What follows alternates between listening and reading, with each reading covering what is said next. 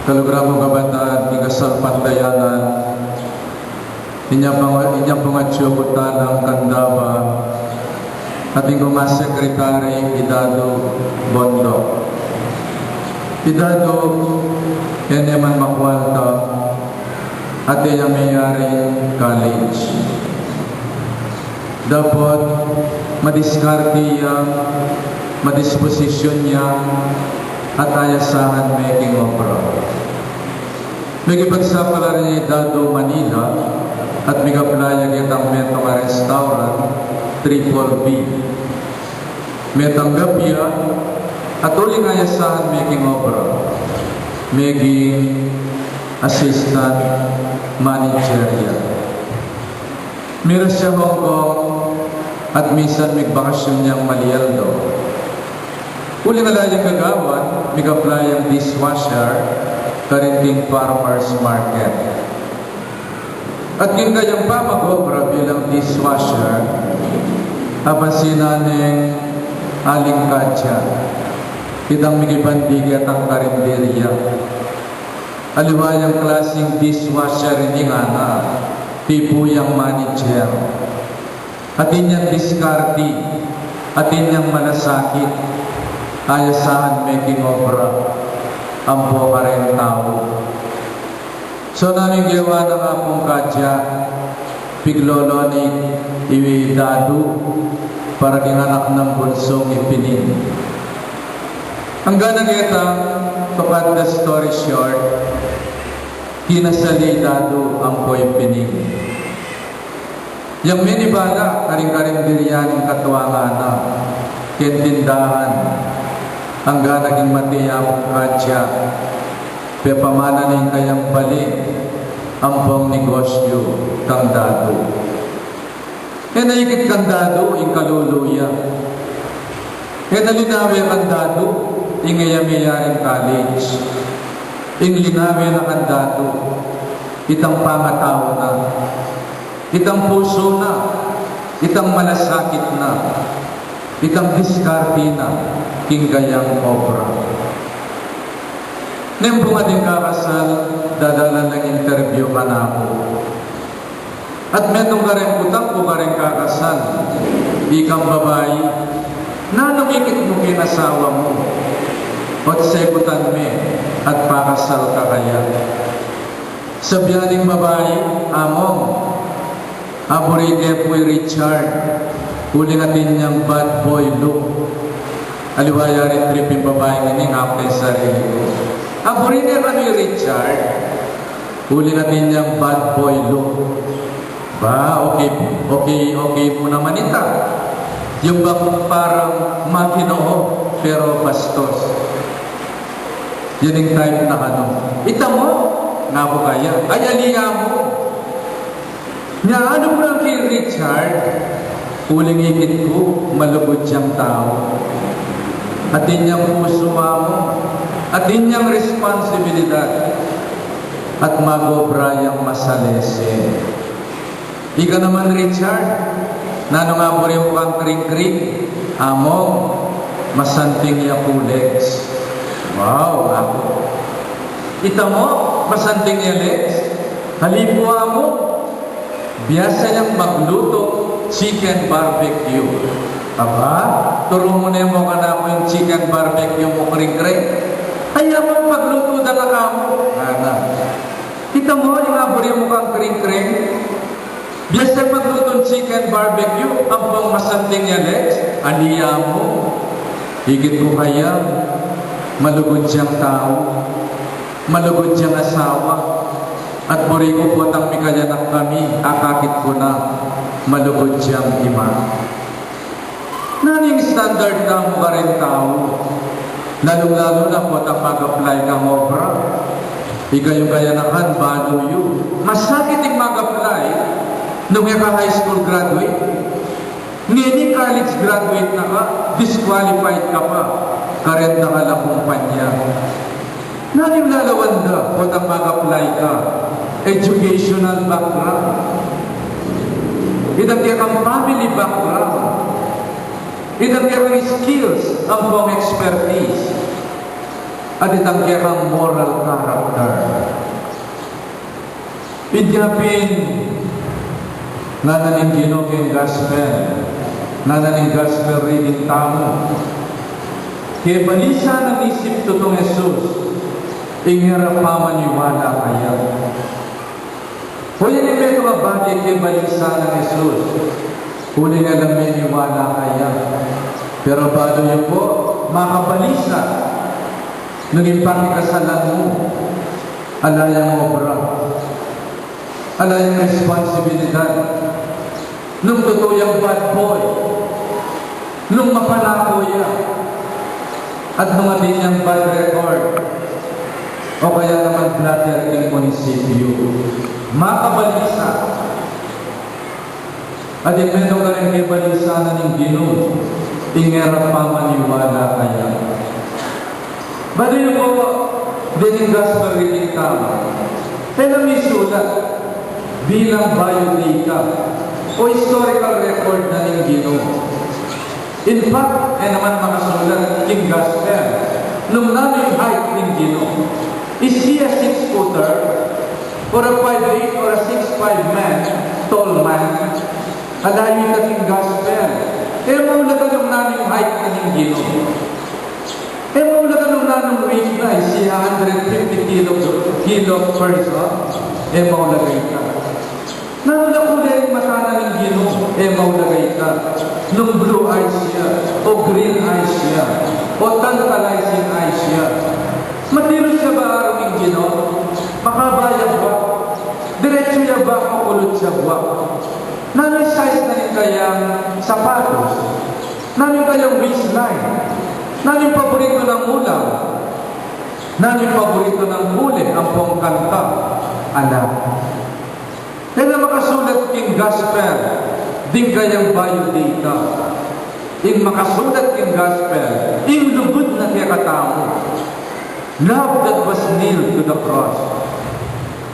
We sulat na rin gospel so that we believe, so that we may believe that Jesus is the Son of God.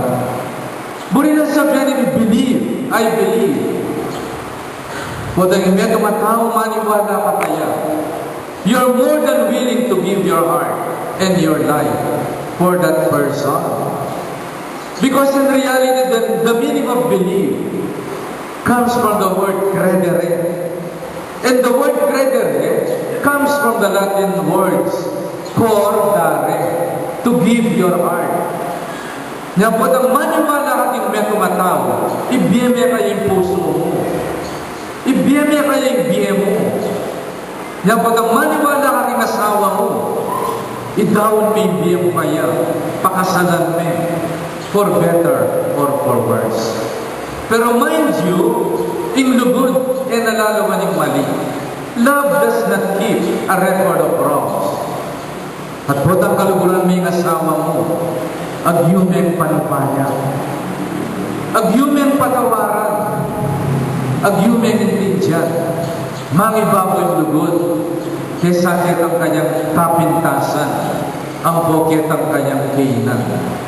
Potang pekasalan may tumatao, pwede kasalan mo na naman, in kanyang kapintasan, in kanyang kainan, so that with you together, your weakness becomes your strength. And what is good becomes better. A little good becomes worse and bad.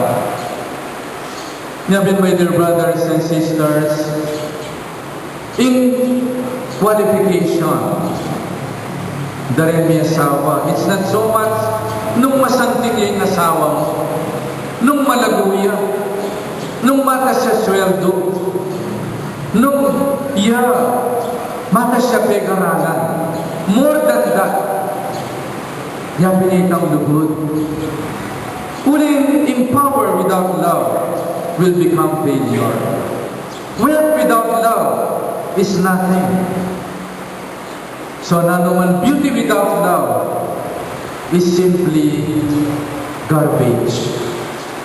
Nyapin, aliway pamantayan tao ng makwal tayo.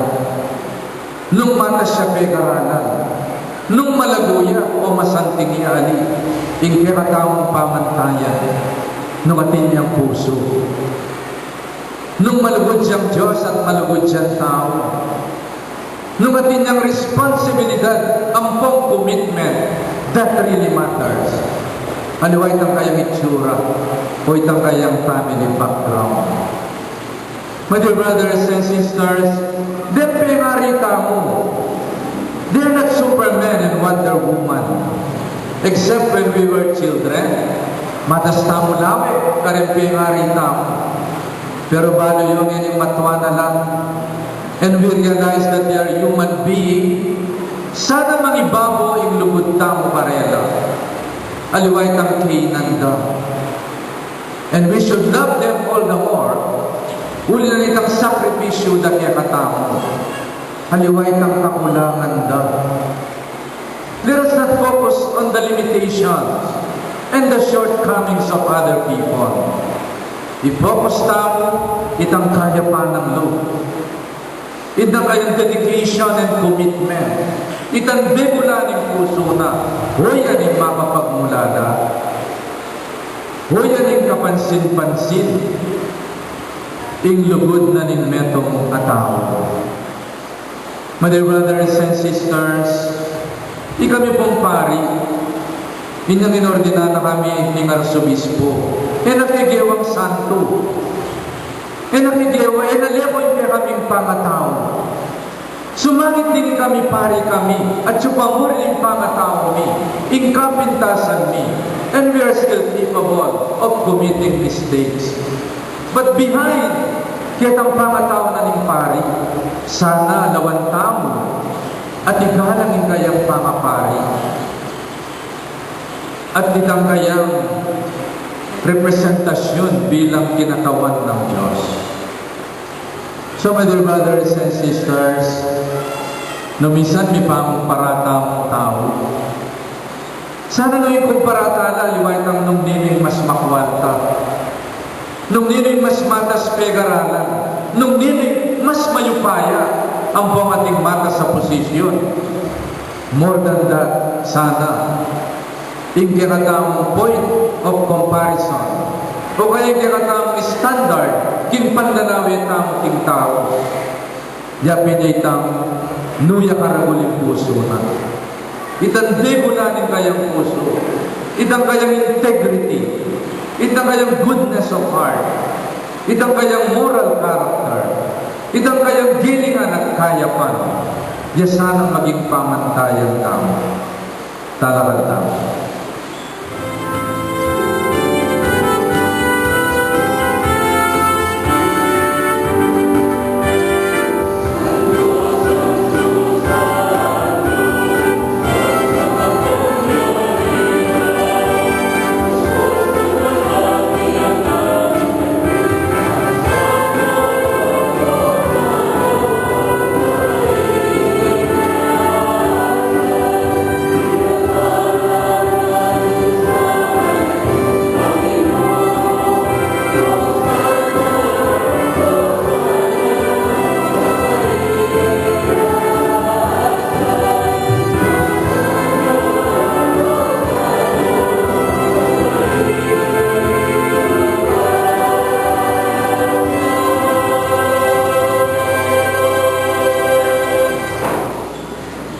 Tunay kaping manalo, ginuhin ng kalibataning sa pulang kabanalan, ulinita pagparalang lumi, pabanalan mo sana at yung maya ng Espiritu, bang marami malihan ng katawan at daya ning ginuming Jesucristo. Bayan na ilaw sa mundo, king paminasa at kamatayan, kinuhanin din natin at pepasalamat sa kaya. Pero sa niyan din, karikan disipulos na tanggapan ni ibangan at kanani. Hindi yan ang kanamang katawan, amin daw para kaya.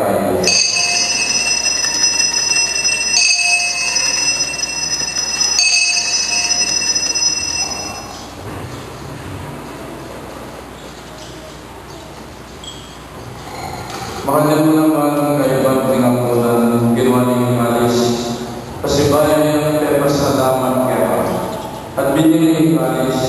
karingan disipulas nga tanggapan niya hindi ikaman at minungko kanini. Hindi halis ni kanapan daya, hindaya ni bayo, adalamang kamuntipan, kami bubuo para kayo at para rin sa katang tao, bangkit kami patawaran na rin kasalanan.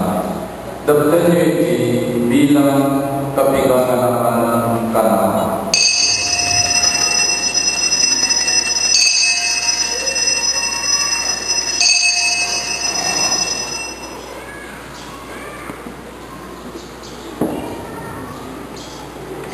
Ipasyal tayo ng misteryo ng kasal pantayan.